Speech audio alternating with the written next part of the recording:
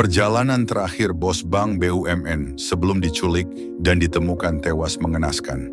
Bayangkan, sore itu Jakarta diguyur hujan deras. Jalanan licin, parkiran pusat perbelanjaan tampak sepi. Seorang pria paruh baya, rapi dengan jas kerja, baru saja keluar dari ruang rapat bersama kliennya. Tidak ada yang menyangka itu adalah langkah terakhirnya. Pria itu bernama Ilham Pradita, kepala cabang salah satu bank BUMN ternama di Jakarta.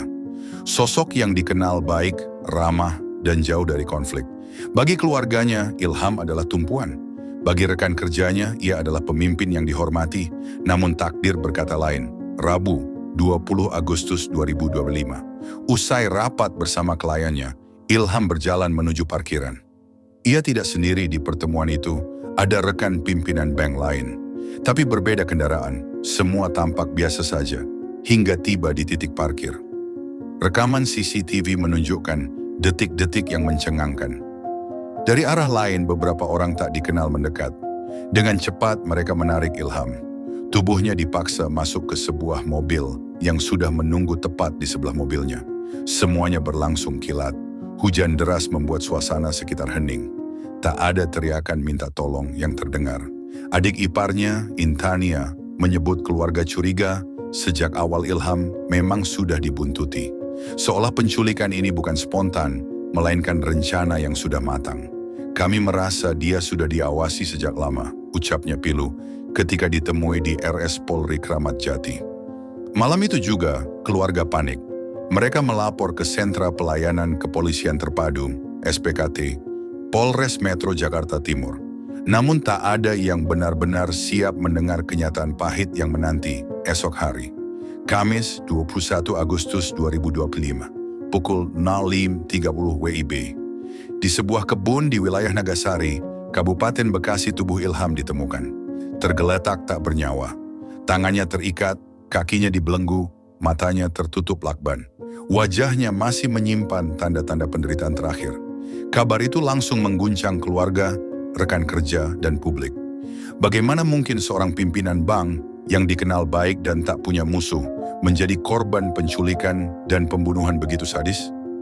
Tak sampai 24 jam setelah penemuan jasad, polisi berhasil menangkap 4 pelaku di lokasi berbeda. Penangkapan kilat ini menimbulkan pertanyaan besar. Apakah para pelaku hanyalah eksekutor di lapangan, atau ada aktor intelektual yang masih bersembunyi di balik layar? Menurut keluarganya, Ilham adalah pria yang sederhana, pekerja keras, dan selalu mengedepankan keluarganya.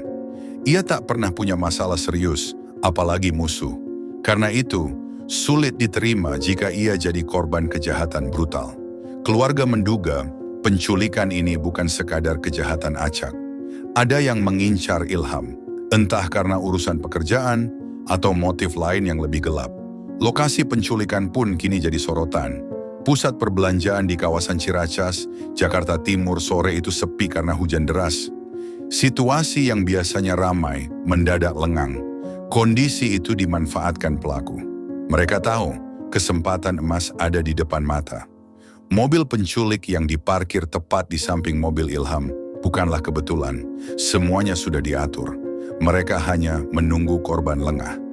Dan ketika Ilham tiba di parkiran, jebakan itu pun menutup. Meski 4 pelaku sudah ditangkap, publik masih bertanya, apa motif sebenarnya? Apakah Ilham korban perampokan atau ada kaitan dengan posisinya sebagai pejabat bank BUMN? Apakah ini dendam pribadi atau justru intrik di balik layar yang lebih besar? Pertanyaan-pertanyaan itu masih menggantung. Polisi menyatakan akan mendalami lebih lanjut. Namun, bagi keluarga, kehilangan ini sudah cukup untuk menggores luka mendalam.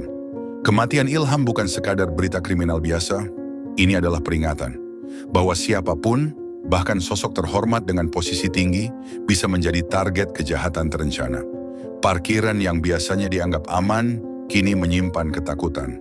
Setiap orang bisa membayangkan dirinya berada di posisi Ilham, sendirian, diguyur hujan, tanpa bantuan, lalu lenyap dalam hitungan detik. Pada akhirnya, perjalanan terakhir Ilham Pradita menjadi kisah tragis tentang bagaimana hidup bisa direnggut dalam sekejap. Ia berangkat dari sebuah rapat bisnis, namun pulang dalam keadaan tak bernyawa. Keluarga kini hanya bisa menunggu keadilan ditegakkan. Tapi pertanyaan yang lebih besar masih menggantung. Apakah dalang di balik penculikan ini benar-benar sudah terungkap? Atau justru masih bebas berkeliaran menunggu korban berikutnya?